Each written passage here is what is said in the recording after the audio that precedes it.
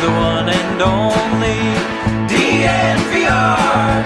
Two goes out to Zach, Mace, RK, and the bar. Three for Mr. B in that old trophy case. Number four, we're still waiting for, well, bring on the chase. Out on the field at Mile High, Broncos win is our desire. Coupled with Breck, Brew, and a friend, bleed orange and blue to the bitter end. Come and join us, DNVR. We are DNVR. Welcome into the DNVR Broncos podcast on this terrific Thursday edition. I'm your host, Zach Stevens, joined by my man, Andrew Mason, who's coming live from Minnesota. And before we hop into the show and find out everything we need to know about the Broncos' second joint practice with the Vikings, got to tell you about our presenting sponsor, MSU Denver Online. And over at MSU Denver Online, they put a dynamic education at your fingertips without forcing you to decide between earning a degree and living your life. You can do it both at MSU Denver, and they have mastered the art of online learning, and they did it before anyone else, so they truly have mastered it. So go check them out where you can get a relevant degree and continue to live your life over at MSU Denver. My boy, Mace, what is going on, my friend? And 1 month from now, believe it or not, the Broncos could be 1-0. They could be 1-0, and you know what? If they're 1-0, it'll probably be on the strength of an outstanding defense and a very good running game, and some pass catching targets that are going to make the quarterbacks look good because they can do things after the catch. Because based on what we've seen so far in camp, it's probably not going to be because of the quarterbacks. Oh, no. Oh, no. And I mean, Mace, everything I saw from practice today, unfortunately, just makes me go back to something, and I'm thinking, boy, is this honestly the worst case scenario that's playing out between the quarterbacks? Because you put out a tweet after practice that said, to be honest, Brett Rippon was the best quarterback today. And the good thing is we haven't been able to say that most days after practice, but I think that just shows what type of practice it was today, if I understand right. Pardon me, you cut out, Zach. What did you say there? If Brett Rippon won today, it probably doesn't mean a good thing for Teddy and Drew. Yeah, and Teddy had a bad day today. And Teddy had a bad day in much the same way, although not quite as badly as he did a couple of Saturdays back. Remember when they went red zone heavy? He struggled in that period. He had multiple turnovers, 2 interceptions. There was a third that on replay turned out it wasn't a pick. So it wasn't as bad a day as that. He did have the longest pass of the day among either himself or Drew Lock, and that was a 45-yard touchdown to KJ Hamler. Wasn't a ball that had a lot of hot sauce on it, fluttered in the breeze, but gave KJ Hamler a chance to chase it down past 2 defenders and come down with it. But we're talking about 2 interceptions for Teddy Bridgewater in red zone today. One, yes, it bounced off Melvin Gordon's hands. It was a low pass. Gordon will probably tell you, hey, I should have had that ball, but you know what? It's still an interception. He had another play that could have been intercepted in the red zone. Drew Lock was fine, unspectacular. I mean, do you give credit for touchdowns when there are a bunch of defenders in the area, and if they're going full contact, tackle to the ground, it probably wouldn't have been a score? Do you give credit for that?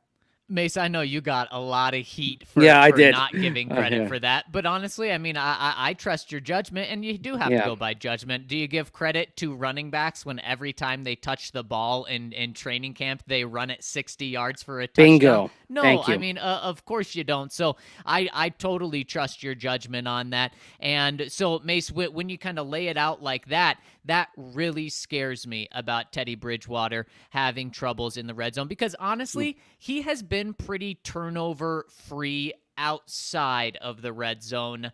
But that doesn't work. That doesn't cut it in the NFL. If you're turnover free within the 20s, that's great. You need to be, but you certainly can't just start turning the ball over when you're in the 20s, and that is very concerning to me because Teddy's the safe option, and I think that's the way that Vic views it and that Vic will view it, except this is how Teddy loses it, is if he proves in the place he can't turn the ball over, he's turning the ball over. And like you said, he did it 2 Saturdays ago where he was just terrible in the red zone. And then again today, that is very tough for Teddy. And then Drew Mace, my question for you is, you said he wasn't spectacular. Was it not spectacular in kind of a good way where Drew's making the smart decisions, he's checking the ball down when it needs to be, or was it unspectacular by missing open receivers and not necessarily making the right throws, but just the defense not capitalizing off those?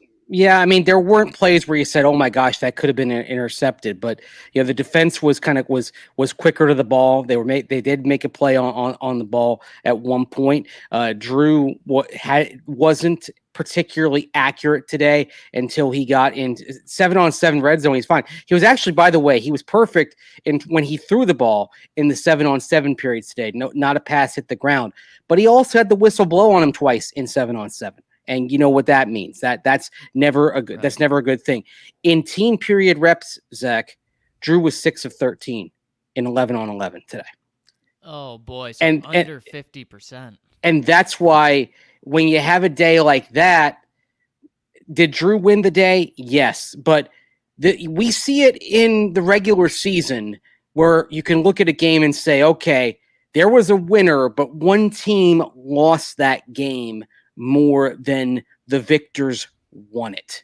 And I think this was more a case of Teddy Bridgewater losing it with his red zone form today rather than Drew Lock seizing it. And Drew out, he had it. You know what? He had a chance because the only move the ball period that happened today on that field was with Drew Lock at quarterback, 1-versus-1, and Royce Freeman. And we'll get to him in the second segment because of the Mike Boone injury and what that's going to mean for Royce. And Royce had a great day today, to his credit. But that was the only first down on that move the ball period. 13-yard gain by Royce Freeman. And after that, Broncos were stopped on downs. Next 4 plays included Drew Lock going 1 of 3, missing a couple of passes. It was a day. It would have been nice to see Drew kind of seize the moment today, and he really didn't do it. Now, yesterday, Teddy clearly had the day, but then he couldn't follow it up. And this is kind of the pattern that we're seeing, that these guys can't seem to stack 2 really good days on top of each other. Neither of them can. And if this is the case, then I would think you would default to the guy who at least has the potential to be a long-term answer. It may not be high potential, but at least Drew Lock still has the potential, you'd think, to be a franchise quarterback. Again, it's probably based on his form the last couple of years. Historically, I've done the number crunching. It's about 31% that he's a viable long-term answer at quarterback, but that's better than Teddy Bridgewater. If it comes down to that, then I think they should play Drew and see where he goes. Yeah, Justin Simmons % chance that Drew pans out is what you're telling me. And Mace, George Paton said he hoped that the Broncos had a foundational guy at the quarterback position in their building already, but he wasn't foolish. He didn't lie to us and say, yeah, absolutely we do. They're still very much in a wait and see with Drew and Teddy. And why I said earlier that is the worst case scenario unfolding in front of our eyes is because Vic said it earlier at training camp. He said the ideal situation is to have one of these guys just run away with the job, just play so well that the Broncos, that it's so clear to everyone. And honestly, it's not clear to anyone. And our quarterback scoreboard backs that up. Mace, we've watched between the two of us, we've watched every snap. And, there's a slight edge to Teddy for a chunk of time. Then Drew turns it on. Then they both don't look good. Neither one is pulling out and ahead of the other. And George Paton, we talked to him today. And Macy, he talked to you. And one of the things that he said was there's no time frame on this. We still want it to happen naturally. We want one of these guys to separate. And I'm looking at my watch saying, we're pretty much halfway from the time of training camp starts till the first regular season game. When is this separation going to happen that everyone wants? I just hope it's in these preseason games, and we're less than 48 hours away from the Broncos' first one. Right, and I think we hope that it will be happening in these practices. I think when we sat down and talked about the course of this training camp, think we all pointed to these 2 days in Minnesota and thought, okay, maybe this is where we're going to start to see something. And if Teddy had done well in the red zone today, if he hadn't had those interceptions, if he'd thrown touchdowns instead, we would probably be having a conversation about how Teddy Bridgewater was getting some separation. But he couldn't do it. Now, another interesting thing, Vic talked after practice, and he was asked about situational issues on offense in the quarterback evaluation and where that stacked up. And he said, quote, yeah, it's definitely part of the equation. A big part of when you're looking at all quarterbacks and not just ours is third down, red zone, taking care of the ball, 2-minute end of game situations. All of that's just part of everyday life in the NFL, unquote. Well, take a look at the last couple of days of practice. Yeah. Teddy Bridgewater in the red zone, dreadful. Drew Lock in move the ball 2-minute drill the last 2 days. One drive ends in an interception. Another drive ends in a turnover on downs before they've even got across the 50-yard line. And then yesterday on the positive side for Teddy Bridgewater, he did have that drive downfield that resulted in 2 minute in the touchdown pass to Jerry Jeudy from 51 yards out. So what do you conclude from that? That's the problem. Yeah. And it brings me back to the 2-minute scenario that the Broncos had last week where both Drew and Teddy got a shot. Both of them showed promise moving the ball from their own 25 to the opposing defense's red zone. And then they both threw picks. I mean, that's something that you can't have. That's something that this team absolutely cannot afford. At least, in those scenarios, you can't settle for field goals, so you got to go for it. But neither of these guys is taking off with this, and it's concerning. And so, Mace, a question coming in from the comments from our guy Zachary Castro. He says, "What are your thoughts on giving the QBs full games during the preseason?" Wouldn't bother me if they did. Give them start to finish to see what they've got. Now, the only thing that does come into play is then, I mean, what if you say, oh, well, you're giving one of them Minnesota and one of them Seattle, or you're giving one, or you're splitting it. Maybe you're giving one, you're splitting it Minnesota, you're giving one Seattle, you're giving one the Rams, and you'd say the person that was going against Seattle would have the advantage because the Rams had a better defense. Of course, the Rams will probably be playing second teamers. I think there are so many variables in terms of who you're going against over the next few weeks, and the fact that they're in preseason mode to where they're playing depth guys. I really don't think that you can do that at this point. I think you probably have to kind of give one start, one the next. And then if the thing with the Rams game is that effectively, if Sean McVay does his Sean McVay thing, you're going against backups the entire time. So, I mean, is it possible that you might get what Vic Fangio would call the false positive from that Ram game going against scrubs? Yeah, you very well could. And the thing is, Zachary, we already know that the Broncos aren't going to do that. They may give both of these guys a full half. I kind of expect it from what we've heard from Vic Fangio and piecing it together. I think it's going to be, Mace, about a quarter and a half for each of them.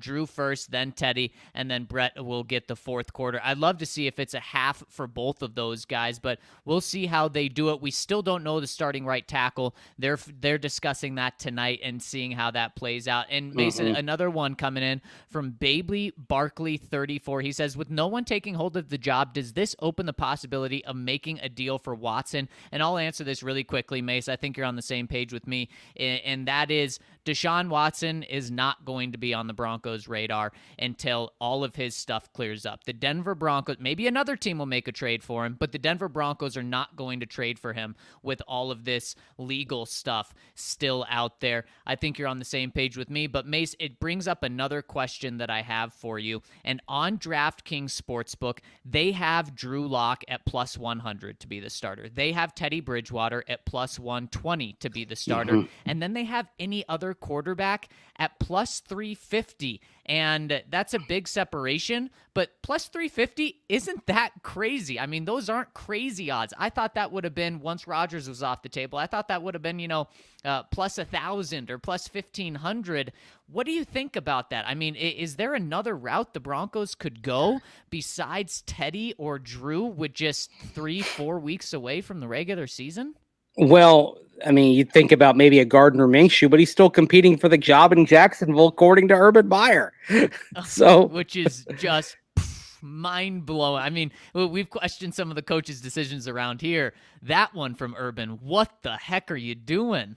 Yeah, what are you doing, Urban? And I don't get that. Now, I mean, what's interesting on that is to sort of look at the history.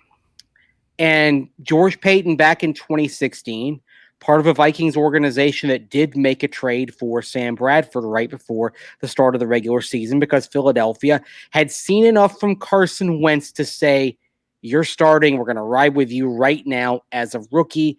And then, of course, Teddy Bridgewater had that horrific injury out there on the practice fields at the Vikings facility. Really an injury that altered his destiny as a quarterback. I think we can say that with some certainty based on where it looked like he was trending, how long it took him to get back after that injury, and whether he ever really is all that he could have been and all that he was trending to become before that awful day. So they make that deal. Now, granted, the Vikings were in the mode of thinking we're a Super Bowl contender then. The Broncos, it's a very talented team, and I think you could literally say a quarterback away from being a legit Super Bowl contender. But is that quarterback going to be able to come in at the last minute and save you? Probably not. But anyway, that scenario makes you think about a name like Jimmy Garoppolo. Now, here's the thing with Jimmy Garoppolo and why I think it would be unwise to trade for him, because he's played, of course, for Kyle Shanahan. And one thing that we can say for Kyle Shanahan is that traditionally he gets quarterbacks to play about a level over what they ordinarily are. Wouldn't you say that? Makes a good quarterback great, like Matt Ryan. Yep. And so with Jimmy Garoppolo, Kyle Shanahan has probably made a decent quarterback into a good one. Okay? Right. The problem is if you trade for Jimmy Garoppolo, that costs you $25 million. Whereas if you ride with Teddy Bridgewater and Drew Lock, you're talking about the total cap charge for the two of them is what, about $6 million total between the two of them on this year's cap. Small. And any money that you save on the cap this year carries over to next year. And so I think such a move, unless it's for Gardner Minshew, who's basically pennies on the dollar, I think a move for someone like Garoppolo would be unwise, because you do have to think in terms of what you carry over for next year and what you could do with that next year, whether it's re-signing one of your key free agents, whether Aaron Rodgers is available and you're bringing him in, and you're going to need that money that you carry over for the cap to help make that possible. So realistically, I do think that at this point, as John Fox would say during injury-plagued years, no one's coming to save us. You've got to figure out the answers from within, and you've got to figure out a way to make these quarterbacks make it work to where you can at least be competitive, ride that great defense, ride what I believe is going to be a very good running game that had a good day today. Take advantage of the yak abilities of Noah Fant, Jerry Jeudy, KJ Hamler, and the jump ball abilities of Cortland Sutton. I think if you do all that, then even with the quarterback position weighing you down, I do believe this is still a playoff team. I mean, we've had playoff teams led by Blake Bortles, Tyrod Taylor, Mitchell Trubisky twice in the previous 4 seasons. So can you get to the playoffs with Drew Lock or Teddy Bridgewater being just meh? Absolutely, based on what else is on the roster. It just puts a limit on what your ceiling is at this point. That's the thing.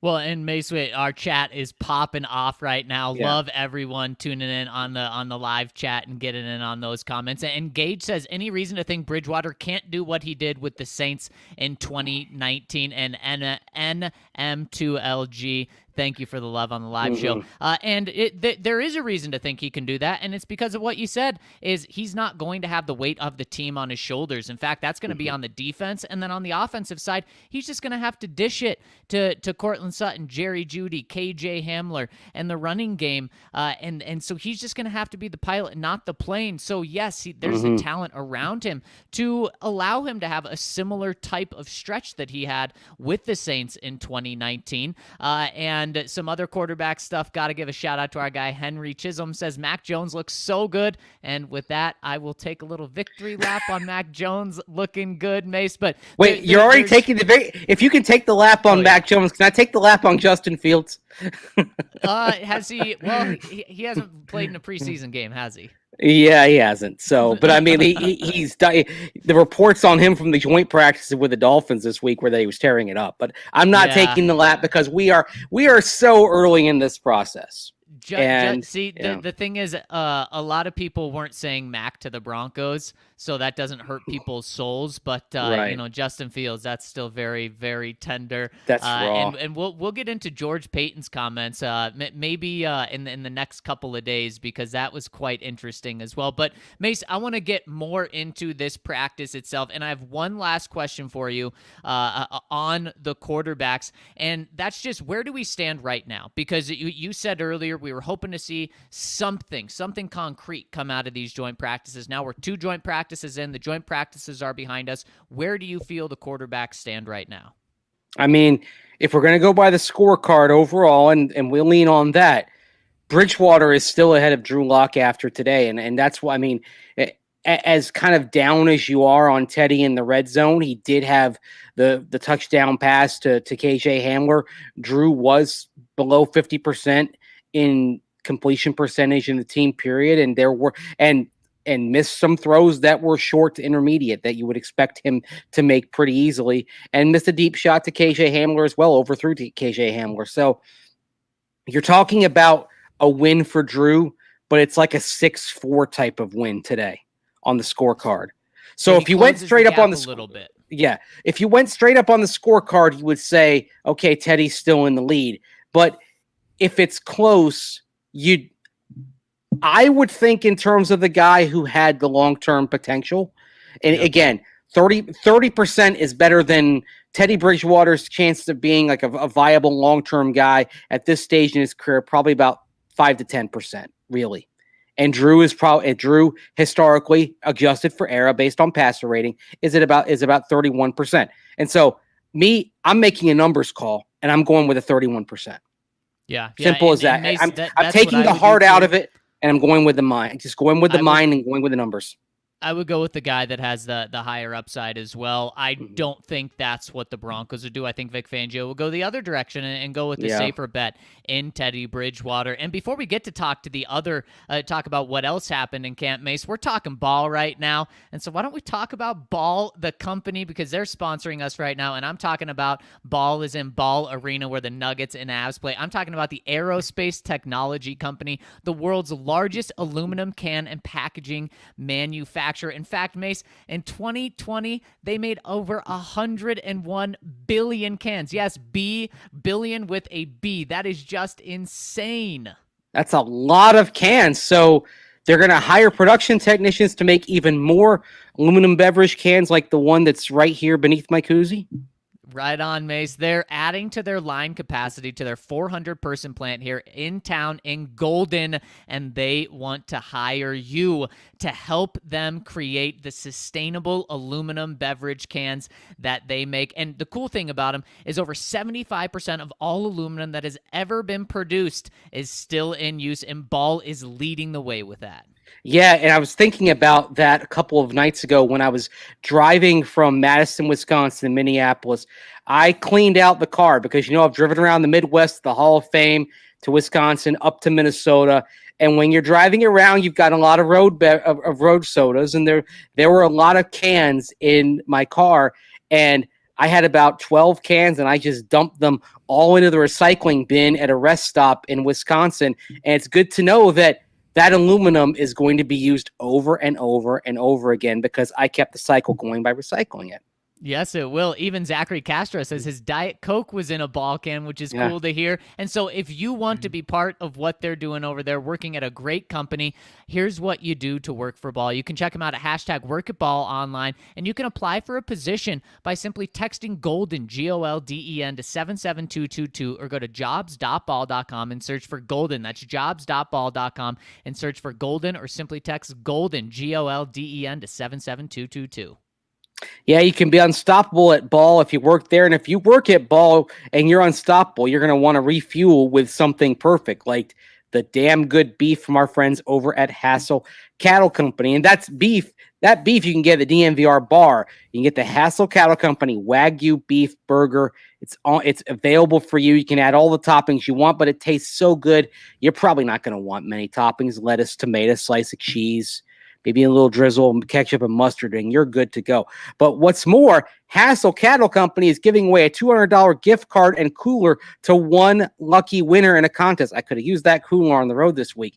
It's easy to enter. Just head on over to the DNVR Sports Twitter page and click the link to our pinned tweet. It's free. You can win money and a fantastic cooler, and you'll get notified about all their best deals, including a chance to save 10% off your entire purchase with that magical code DNVR10 at checkout. That's DNVR10 to save 10% every time. Try some of that great beef from Hassel Cattle Company. They call it the blue collar Wagyu because the best damn Wagyu every man or woman can afford. They've got smoked sausage, New York strip, beef bacon, Frank's with no fillers, and 2 jerky flavors, original and sweet and spicy. So check out that code DNVR10 for 10% off at Hassel Cattle Company. It's HASSELL cattlecompany.com.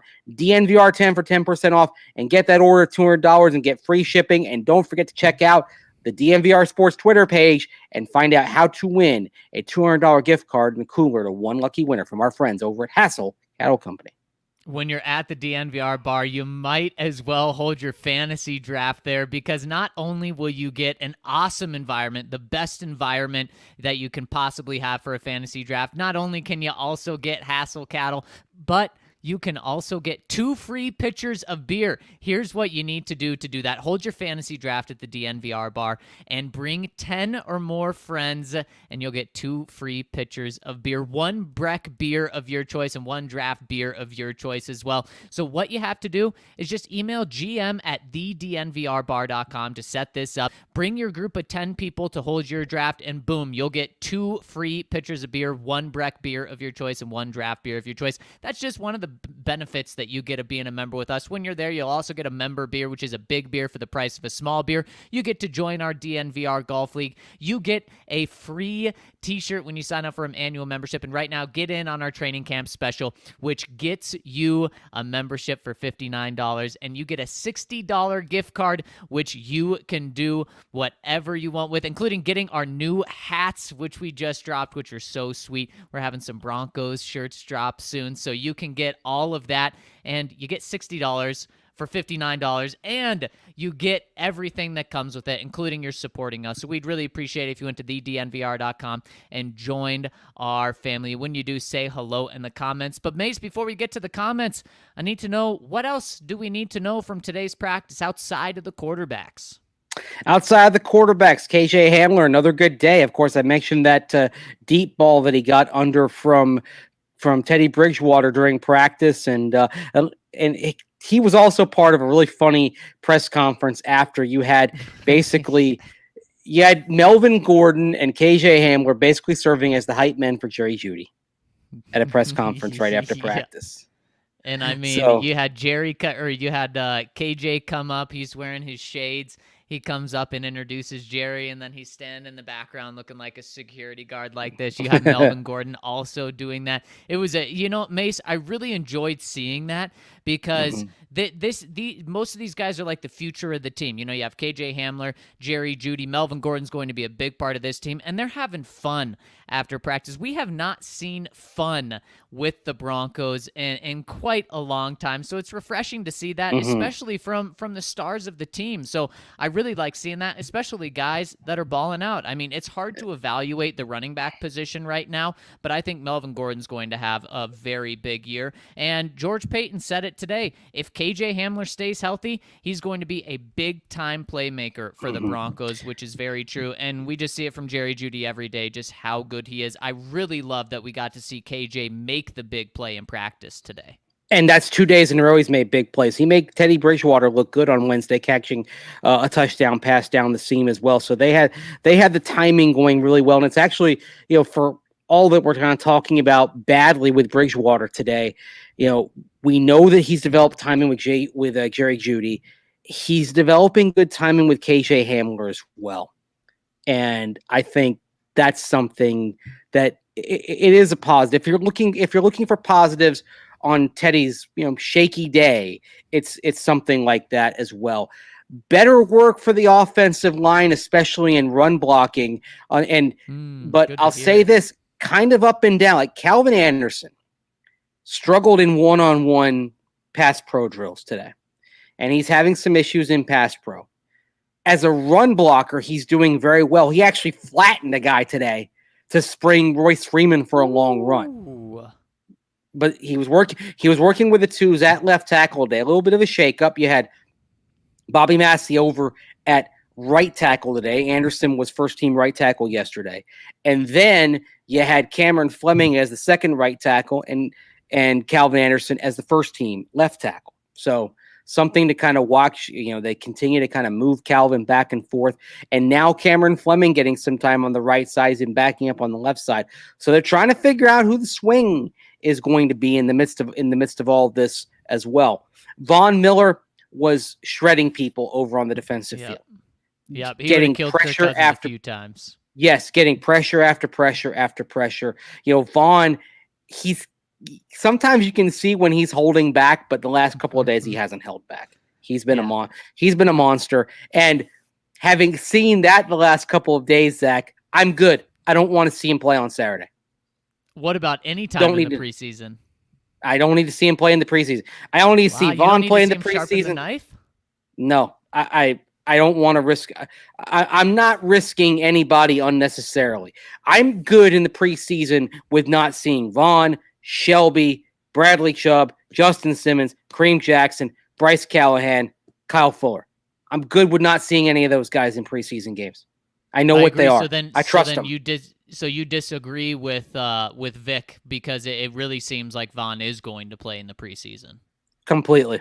I am more on the Sean McVay scale of preseason playing time. Unless they really need it, I'm not running the risk. And they're pros. Cortland Sutton was not really practicing today, from what I understand. Does this mean that we should expect him or should not expect him to play on Saturday? Yeah.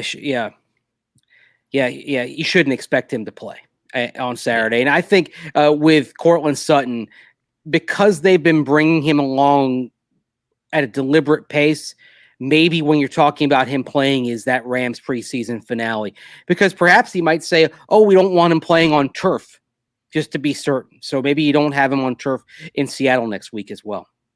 Yeah, maybe. And thank you for the love, James, just dropping in saying, great show, guys. Keep up the good work. We really appreciate that. So, Mace, really quick, who do you think, because to me, they're still playing the game at right tackle of moving all of these guys around. But when the unofficial depth chart came out earlier this week, Cameron Fleming was not a right tackle. He was a backup left tackle, which to me is just made it clear. Okay. But the competition is between two people, Calvin Anderson, Bobby Massey. And to me, I really think they kind of know what's going on. It's going to be Bobby Massey as a starting right tackle. Calvin Anderson is a swing. And Cameron Fleming might not make the team. Do you think there's still more of a competition going on than I portray it? I think there's still more of a competition going on than it meets the eye. And I think the fact that they still listed them as co-right tackles, I believe shows there's more competition going on than meets the eye. Okay. Well, I like to hear that. Mace, what else do we need to know from today's practice? Mm. I mean, I think we kind of hit the high points. I think one interesting thing was that Vic Fangio watched Yeah. the offense today. Yeah, people were on Twitter saying, "Hey, I guess they listen to you guys."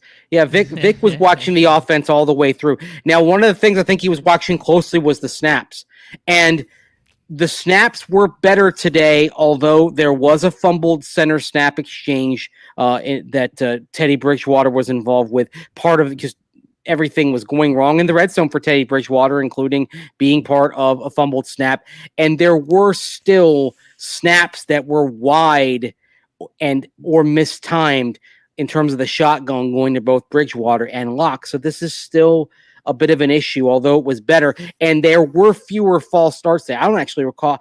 I only really recall more than I think maybe one false start for the offense today. So they cleaned that up. That was good. And Vic was still pretty upset about all the pre-snap stuff with the snaps, with the false starts, saying that it's not good enough. That needs to improve because honestly, 1 in 1 practice is too much. That is too many. And Mace will end on some good news and bad news. I'll get the bad news out of the way. A lot of questions coming in on Mike Boone. Can you tell us what you saw after practice? Vic said he believed he had a quad injury. The extent is unknown. Yeah, and I think it wasn't good. Like when he was running for the pylon, he was running to the left. It was a red zone period, and he pulled up, and it was one of those things. You can say like he kind of pulled up as though he was shot in the back of the leg. That's what it looked like. Yeah. Like it was very sudden, and then he tried briefly to walk it off. He got help from one of the Broncos medical personnel people, but then he couldn't do it. He was back on the ground, and then they carted him off. And that's where you start thinking, okay, did something pop in there? What happened? But on the surface, you'd look at being carted off and look at kind of how he pulled up and how sudden it was, and say, probably going to be something I would assume that's measured in weeks rather than months, but I don't want, or rather than days, but I don't want to diagnose, but it could put Mike Boone on the shelf for a bit. And obviously the beneficiary roster wise of that is going to be Royce Freeman, because Royce was on the bubble, and it wouldn't have surprised me if Royce were traded before the end of camp. Now there's a place for Royce Freeman, perhaps, if Mike Boone's going to be on the shelf for a few weeks. So that was disappointing because Mike's had a great camp, and you feel really bad. And I talked to him yesterday after practice, and just really good, enjoyable guy, and really hope he comes out okay. And it comes when he's back in Minnesota, the only team he's been on before the Broncos. And it comes on the heels of what George Paton said about him, which was very interesting. Said he's the fastest running back of the group, extremely explosive. And those are the things that we've seen throughout camp. And we knew he was going to have a big role on this offense, even being the third running back. I really hope that it's just a couple of days he's out. But like you said, Mace, it does not look good. But it is good for Royce Freeman because now he has an opportunity to make the team. And Mace, I said we end on bad news, which is that. The good news, Dalton Reisner went down during practice, but he is okay. He expects to play in the game if the coaches are going to have him there. So a big sigh of relief there with Dalton. Yeah, good thing. Now, maybe I wouldn't run any risk and put him out there. If there's even a mild risk, I wouldn't have him play, but a great sign. He was really angry, and at first, understandably so, when he got hurt, but then was back under his own power, and that was really good to see. One thing, I know we mentioned, we had a comment that came in earlier, and it was about Teddy, and it referred to what he was in New Orleans, and said, okay, why couldn't he be that way again here? Yep. Like 2 words, Sean Payton. Yeah, and the reason that I said maybe he could be closer to that is because of the offensive talent. And you look at the offensive talent that he was surrounded by in New Orleans, he has a similar level of talent here in Denver. But do you expect him to go 5-0 with 9 touchdowns and 2 interceptions? No, I think that would be foolish to expect here. But that's not the way he's throwing in the red zone. You maybe, can't expect that. Right. That gives you hope, though. Maybe he can meet between there and who he was with the Panthers last year. And that'll give you the average quarterback play that you need. That's, again, where we are. We're not expecting perfection from this quarterback group. If they are average, whether it's Drew or Teddy, then you'll find the Broncos competing for a playoff spot. You'll find them competitive in December. And Mace, I've really loved this conversation. We're going to head over to the podcast side of things to finish this out. If you could hit us with a like, a subscribe, hit us with alerts so you know anytime we're going live, we would really appreciate it. We are going to the podcast side. Here's how you find us. Anywhere you listen to podcasts, search Broncos, and boom, we'll be the first one that shows up. We're going to be live after Saturday's game, so make sure to tune in after you tune in to the game. Thank you guys so much for joining with us on the live podcast. Mace, let's jump into the podcast side.